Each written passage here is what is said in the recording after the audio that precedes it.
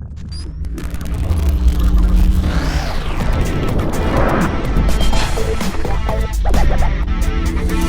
up, Doha?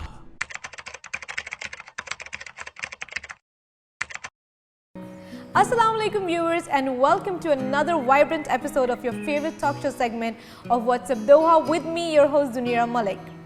Viewers, life is all about following and fulfilling one's passion, and that is what my guest today has been successful in achieving.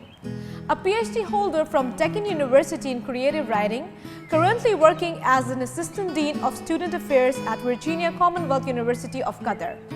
My prestigious guest has created a niche for herself in the world of yoga.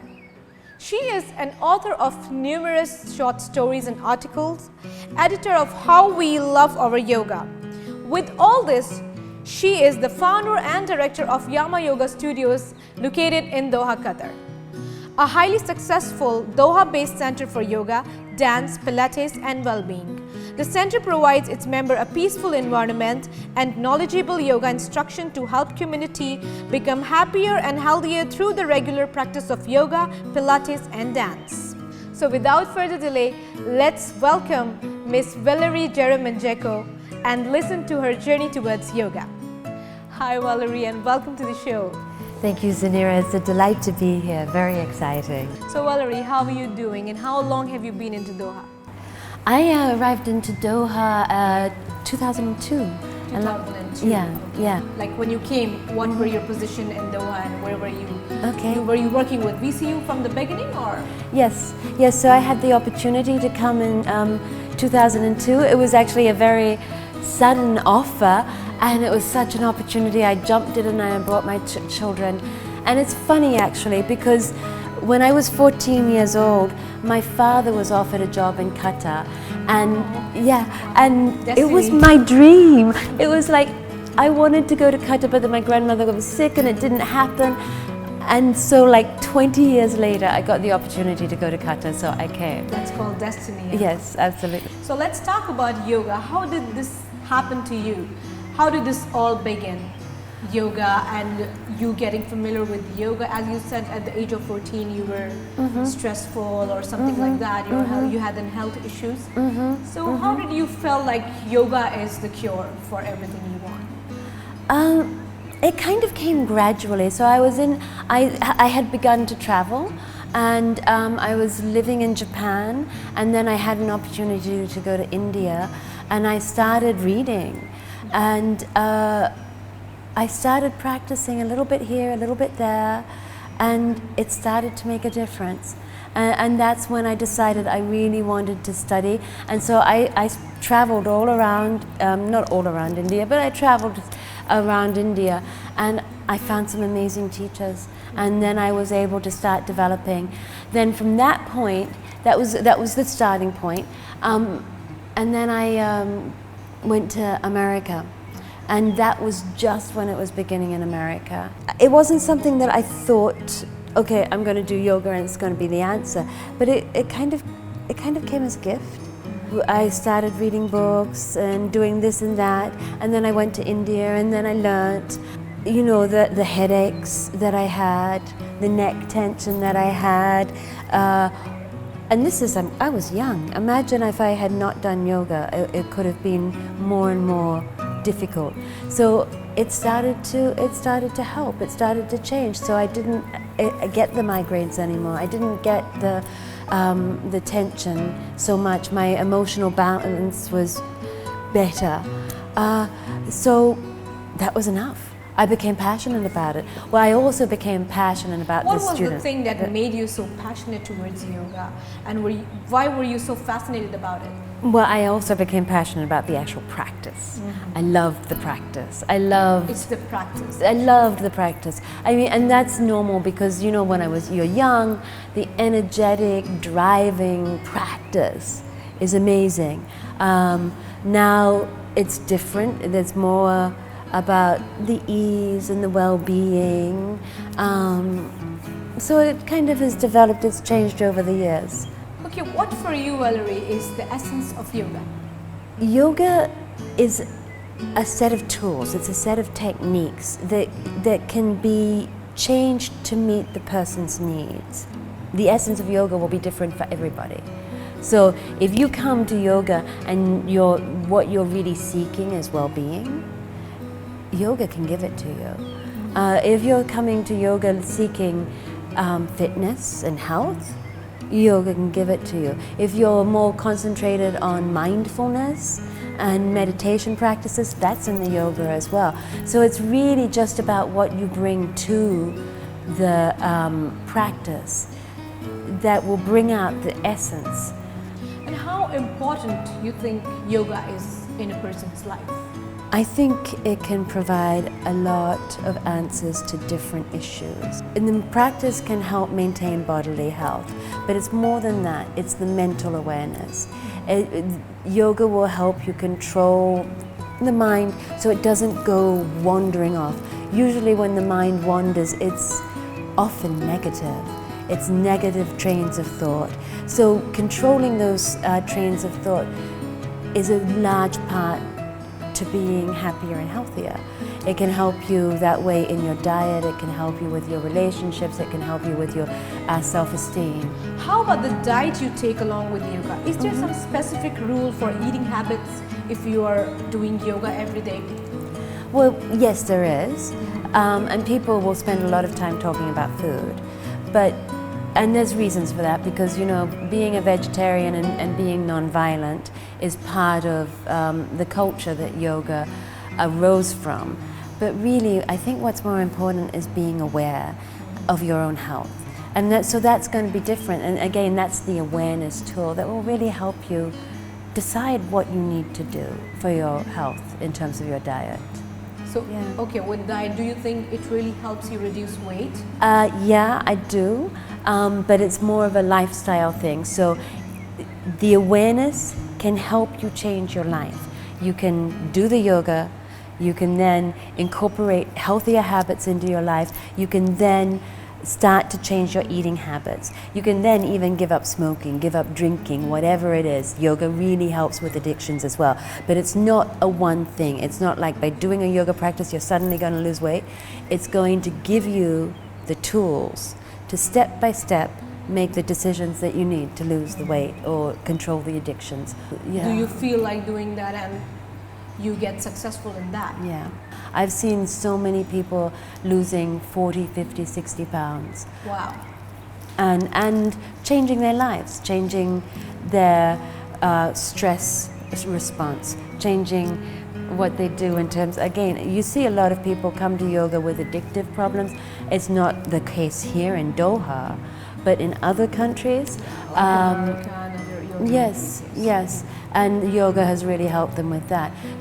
So yeah, again, if you can watch the mind, watch what's happening that triggers you going to food, that triggers you going to a cigarette, that triggers you getting angry with someone important in your life, you delay that, it helps. How repetitive practice should be done for you to get into yoga? And especially when someone totally unaware of yoga comes to you and ask you to teach me yoga. And of course you got to have a very flexible bones, and whereas as a beginner you don't have that. So how do you manage such people, and how repetitive they should be?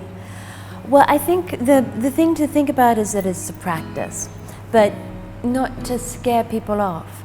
So myself, actually, I started my yoga practice on 5 minutes a day. Once I went to America, I was 5 minutes a day. That's all I could do with babies and everything like that. But I built my practice that way. If it's 5 minutes 3 times a week, that's fine. If it's 3 hours 3 times a week, what's important is that it's a practice. It's not training. So you have to establish something that can last. So 5 minutes a day for the rest of your life. And that's it. That's quite, easy, and it can be, anybody can do that. It's in that way. And that will make an enormous change in your body and your lifestyle and everything. Of course, you can do 10 minutes. That's better. And I get a point. It's like it's more of a detoxification of the body. Yeah, it does do that. Especially if you kind of delve into it a little bit more. You start the heat. you start sweating, that would really then bring out the detoxification aspect of yoga. So do you think, Valerie, that people perception is being changed towards yoga as what it was before? Yeah, over the 25 years that I've been practicing yoga, absolutely, absolutely. Now it's huge. I mean, there's problems in that as well. And then we have the issues of perceptions here in Doha, which is of course very different from the rest of the world. And I think people are not that aware of yoga here. It's slowly beginning. It's slowly beginning. Aspire sponsored a great ladies-only yogathon in awareness of cancer recently. Katara has done, for Sports Day, some yoga events. People are starting to realize, people know now that yoga can be helpful for pregnant women. I think slowly people are understanding it more now in this part of the world. Yeah. Now, okay, Valerie, let's talk about Yama Yoga Studios. You Okay. have how many branches in Doha? Two branches. Yeah. And both of them occupied really qualified teachers. Yeah, the Yama Yoga grew, we established it about 7 years ago now, and it grew out of a teacher training program. And it grew out of the need to foster the development of teachers, but the teachers all wanted to serve the community in different ways. So some of them wanted to do prenatal, some of them wanted to do mindfulness, some of them wanted to do fitness yoga. And this is how the studios evolved. We now offer about 150 classes a week in all sorts of yoga, because there's all sorts of people out there. And I think that's one of the strengths of what we do here. The teachers really get to develop themselves and get to express themselves, and the students love that. And what mostly you think people of Doha are more interested in? Is it meditation? Is it Pilates or what? I think, well, there's different demographics. The younger people do like the fitness yoga. They love to be challenged physically. Where you're as flexible as you can be. It's fun. It's really fun. Okay. But some of the older people just want the stress release. We have a lot of men come at night.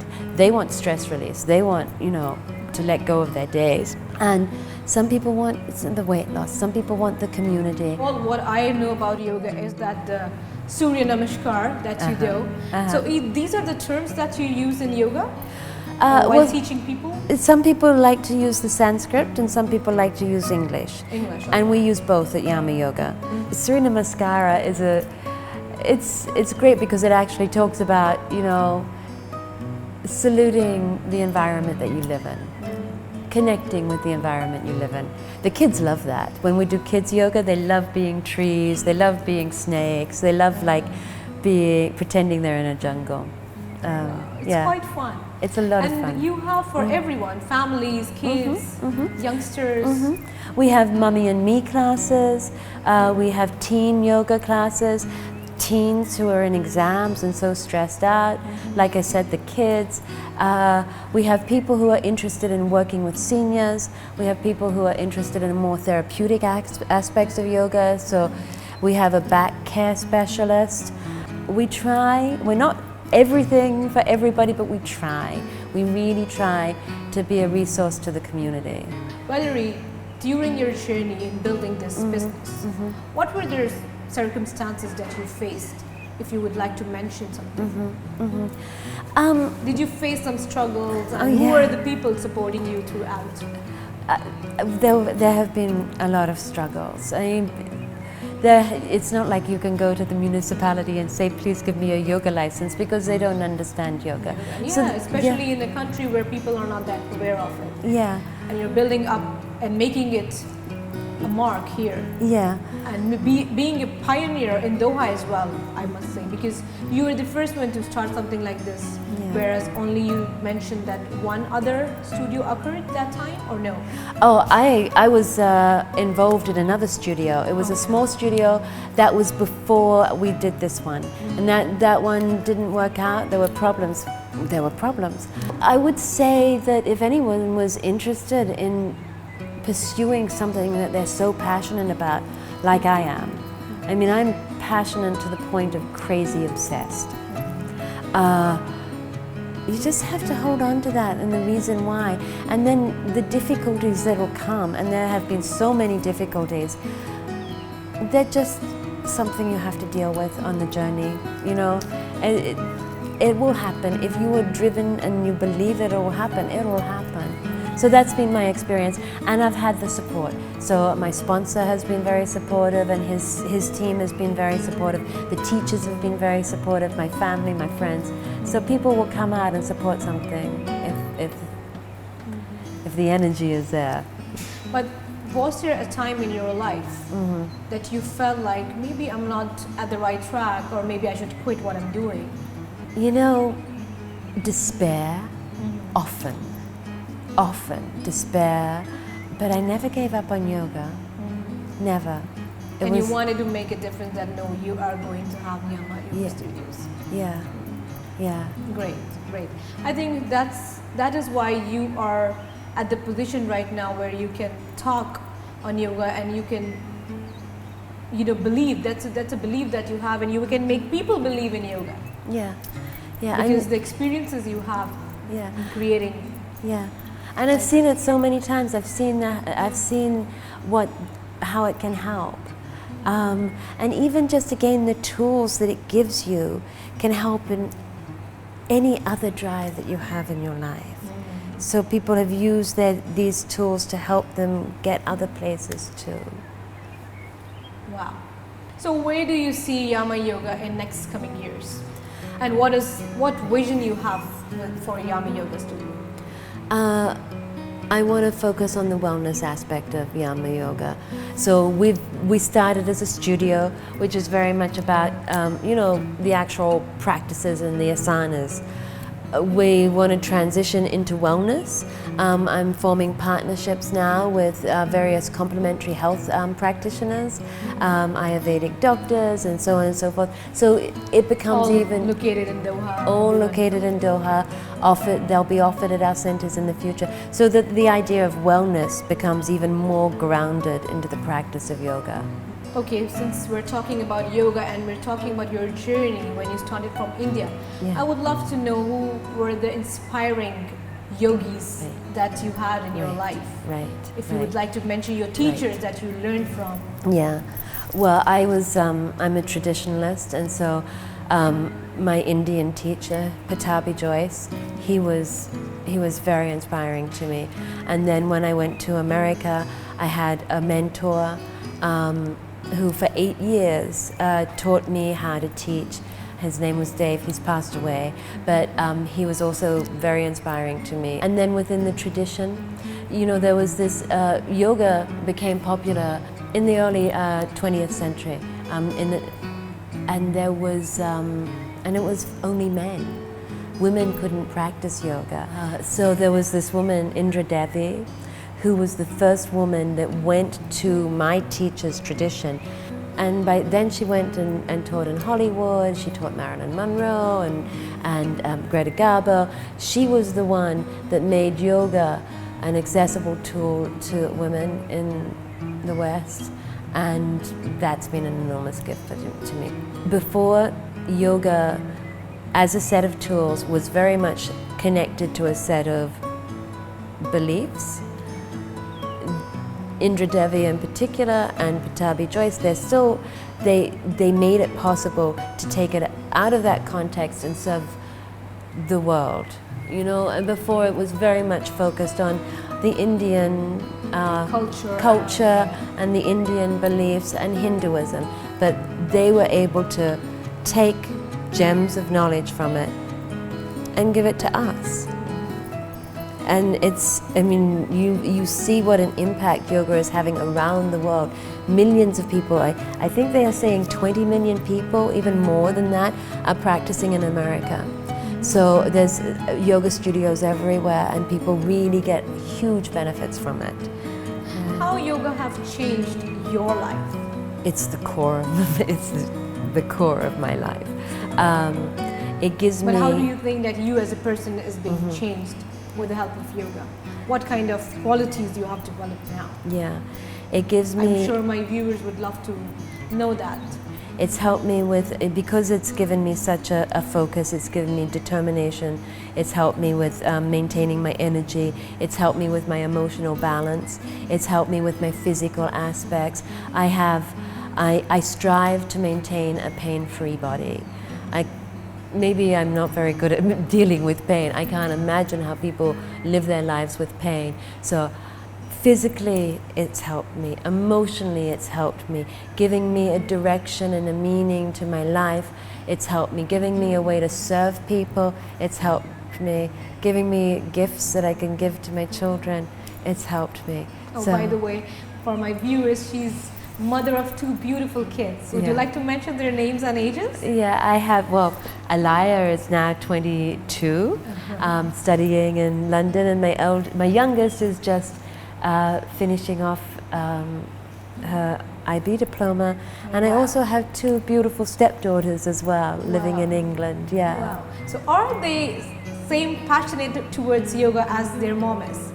My eldest one is. Okay. And I'm patient. But are they pursuing the same field as yours, any one of your kids, or they're just not too much into it? My eldest one, so far, yes. But you know, it's nice that it's part of a life. I think a problem is to make it all of your life, even though it's somewhat all of my life.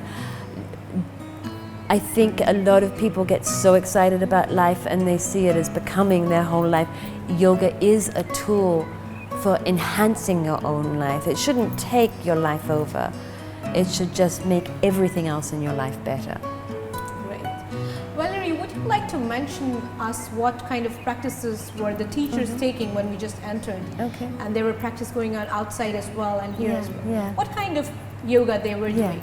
Thank you so much for asking that, because I haven't really talked about the actual practices that we teach here.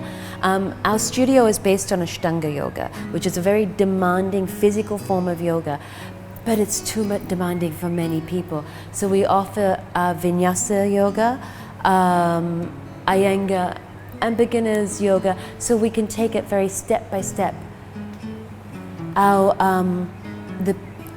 Amy and Gary, who were practicing outside with me, they are Ashtanga practitioners, and so they're very dedicated with their practice. They've done many years of practice. They started at the beginning, but after many years of daily practice, they've got to a high level of physical control of their bodies. The one they were practicing? That was Sarah and Anjali, both beautiful practitioners, but that was a vinyasa practice. So they started on the floor with their breath, thinking about releasing tension, doing some basic fitness and strength work around the knees and the quads, and then coming down into a very deep relaxation. That was more representative of the type of class that a lot of the students will take here. One more thing I would like to mention, that I would like to ask you actually, that how yoga is helping in releasing depression, because in Doha I see many women going through depression, frustrations. How do they release, and how do yoga help them release it? And if you don't mind me mentioning that when a woman is going through a menopause phase, how yoga is helping them actually? Well, I think the main thing about yoga that maybe I haven't talked about a lot is the breath. The breathing really helps in everything. I think concentrating on the breath, allowing yourself to just be in the moment and not distracted by focusing on the breath really, really helps in a lot of things. And what do you call that yoga? Well, it's in everything. It's in every yoga. It's in every practice. Well, the Vinyasa and Ashtanga yoga is more about the breath than any other types of yoga, and that's what we teach here. But the breath will help you deal with anxiety. It will help you deal with depression. We don't pretend to be therapists. We will, if somebody is depressed, they should seek help, but also do yoga. For women going through menopause, for women going through any hormonal changes in their body, be that pregnancy, be that menstruation. Again, yoga can help you deal with the anxiety around change in your life, deal with balancing some of the hormones and the effects happen to you like that way.